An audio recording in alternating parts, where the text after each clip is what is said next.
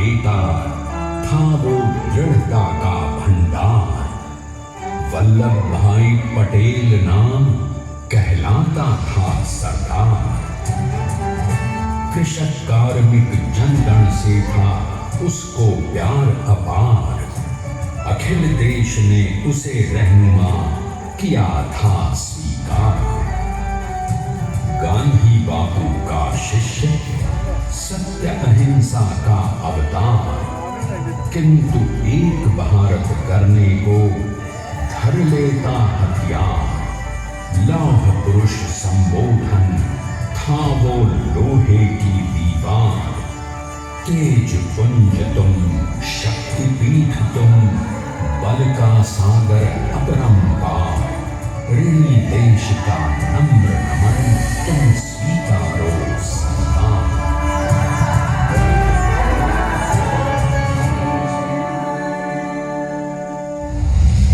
1857 में अंग्रेजों को ललकारने वाले पहले स्वतंत्रता संग्राम के एक सक्रिय सिपाही थे झवेर भाई पटेल। करमसद गांव के इस बहादुर देशभक्त किसान और उनकी पत्नी लाडबाई के 5 बेटों और 1 बेटी में से चौथे पुत्र थे वल्लभ भाई। बालक वल्लभ ने करमसद के बाद नडियाद से अपनी हाई स्कूल की शिक्षा पूरी की। फिर 13 साल की उम्र में उनकी शादी भी हो गई, छोटी सी झवेर बाई से। 2 बच्चों, बेटी मणिबहन और बेटे दाया भाई को जन्म देने के बाद झवेर बाई असमय ही चल बसी। सदी बदलने और 20वीं सदी आने पर उनका जीवन भी एक चमत्कार की तरह बदला। पीटर का इम्तिहान पास करके वो वकालत करने लगे। पहले गोधरा, फिर आणंद और उसके बाद अहमदाबाद में। मगर जल्द ही वकालत छोड़कर वो बैरिस्टर बनने की इच्छा से इंग्लैंड चले गए। लंदन में बैरिस्ट्री में अव्वल आने और वजीफा जीतने वाले वो अनोखे भारतीय थे। अब तो अहमदाबाद की वरिष्ठ अदालत में बैरिस्टर पटेल की जिरह और जीतों की धूम मच गई।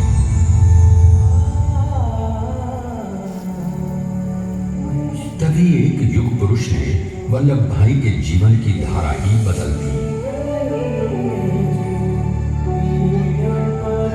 दक्षिण अफ्रीका में सत्याग्रह के अहिंसक अस्त्र से गोरे शासकों को सबक सिखाकर भारत वापस आए बैरिस्टर मोहनदास करमचंद गांधी से मिलकर वल्लभ भाई ने अपने कुछ वर्षों से सीखे विदेशी व्यवहार और संस्कार हमेशा के लिए त्याग दिए और अब वो अपने खेड़ा के किसानों को हक दिलाने के लिए बापू के साथ आंदोलन में कूद पड़े।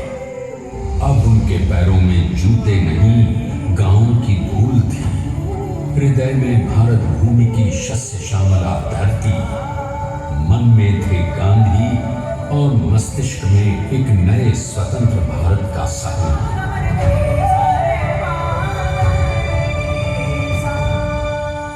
तभी बारडोली के मजबूर मजलूम किसानों की यातना का समाचार उनके पास पहुंचा। तुरंत वल्लभ भाई वहां पहुंचे और यूं शुरू हुआ भारत का सबसे बड़ा और सफल किसान आंदोलन बारडोली।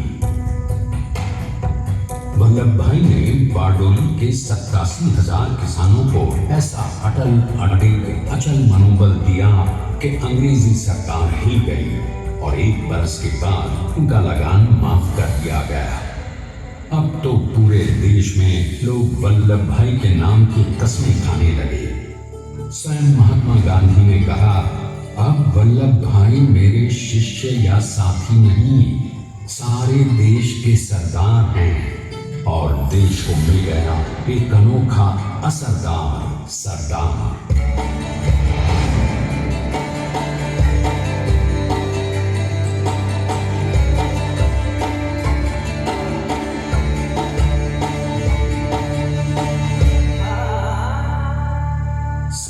पटेल के नाम और देशभक्ति से अंग्रेज डर कर कांपने लगे। 1930 के नमक सत्याग्रह और दांडी कूच में वो बापू से भी पहले गिरफ्तार किए गए। तो सन 1932 में फिर उन्हें बापू के साथ ही जेल में 2 सालों के लिए डाल दिया गया। मगर आजादी के दीवानों को, स्वतंत्रता के परवानों को कौन गिरफ्तार कर पाया है? जेल से छूटते ही सरदार को कांग्रेस के नए राष्ट्राध्यक्ष पद पर चुना गया और उनकी सरपरस्ती में राष्ट्रवादी भारतीयों ने तमाम ब्रिटिश सूबों में जीत हासिल कर वहां अपनी स्थानिक सरकारें बनाई। किंतु सरदार का सपना केवल सरकार बनाना नहीं था। उनका स्वप्न तो था एक ऐसे नए भारत का जहां हर रंग, हर रूप, हर जात, मजहब, तबके का हिंदुस्तानी एक साथ मिलकर एक ऐसा नया भारत बना सके जहां पूर्ण स्वराज के साथ सारे समाज को गरीबी, अशिक्षा, छुआछूत से भी आजादी मिल जाए। इसकी पहली रणनीति थी भारत को अंग्रेजों की गुलामी से आजादी, ताकि भारत के लोगों की अपनी सरकार सबके साथ और सबके विकास के लिए काम कर सके। बापू की अगुवाई में अब देश ने अंग्रेजों को अंतिम चेतावनी दे दी, करेंगे या मरेंगे, क्विट इंडिया, अंग्रेजों भारत छोड़ो। बस फिर क्या था, संघर्ष की रणभेरी बची। 3 सालों के लिए सरदार पटेल को भी सत्याग्रही नेताओं के साथ जेल में ठूंस दिया गया। 2 सालों के बाद अंग्रेजों को बापू के सभी शिष्यों और साथियों को छोड़ना पड़ा।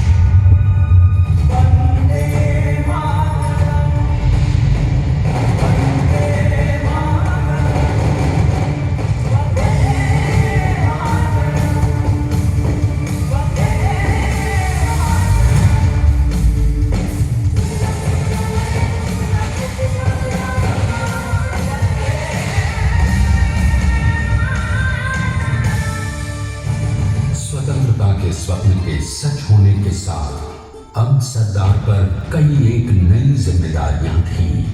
आने वाली आजादी की तैयारी और एक नए भारत के लिए नए लोकतांत्रिक संविधान की संरचना। जैसा उनके साथी ने खुद कहा था, सरदार ने ही 6वीं हथौड़ी लेकर एक नए भारत को उकेरा है।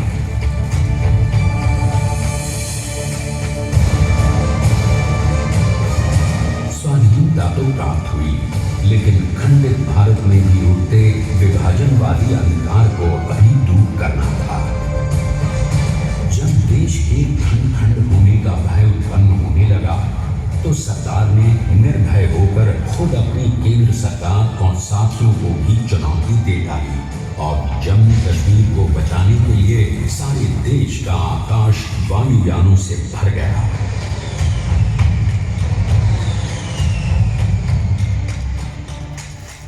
फिर हैदराबाद और जूनागढ़ के भारत में विलयीकरण को पाकिस्तान से चुनौती मिली। सरदार चाहते थे कि देश की 1 इंच धरती अब और विभाजित नहीं होनी चाहिए।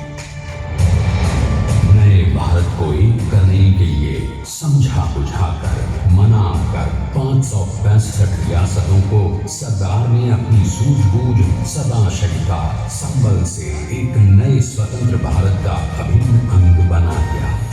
हमारे इतिहास में अखंड भारत के पुरुषार्थ का ये एक महानतम अध्याय है।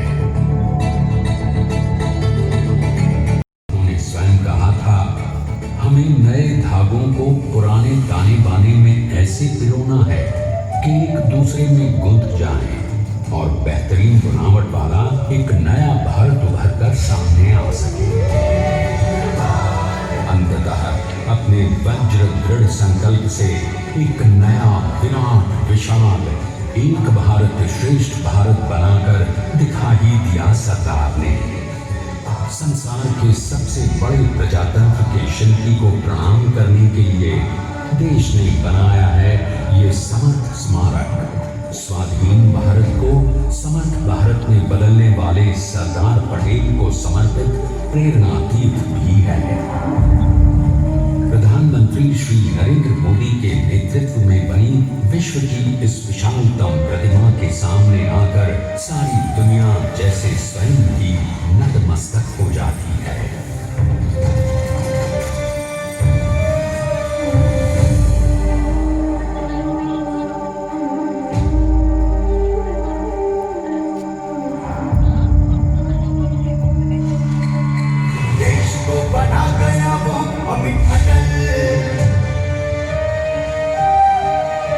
बना सका उसे न कोई शत्रुदल।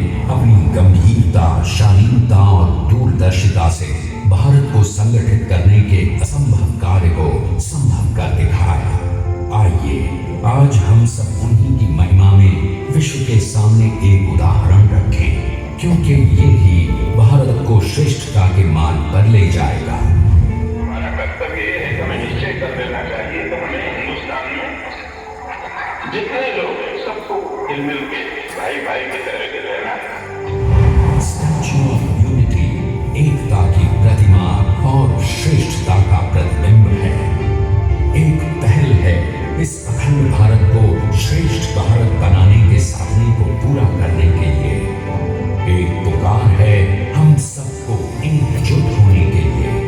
एक आंदोलन है भारत को सबसे आगे ले जाने के लिए, श्रेष्ठ बनाने के लिए। आपके योगदान और विश्वास से ही बनेगा एक भारत श्रेष्ठ भारत। एकता का स्मारक है, एकता का संदेश है कि भाषा ने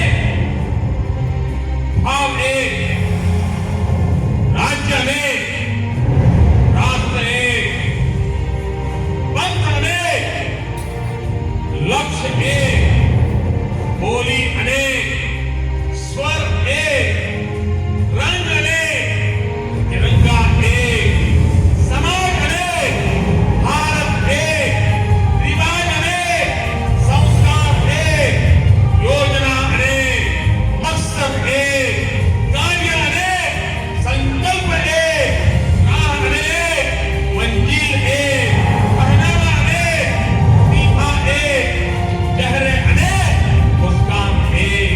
ये एकता का संदेश लेकर के हम चले। और भाइयों बहनों, ये भारत की विशेषता है, विविधता में एकता। यही भारत की विशेषता है।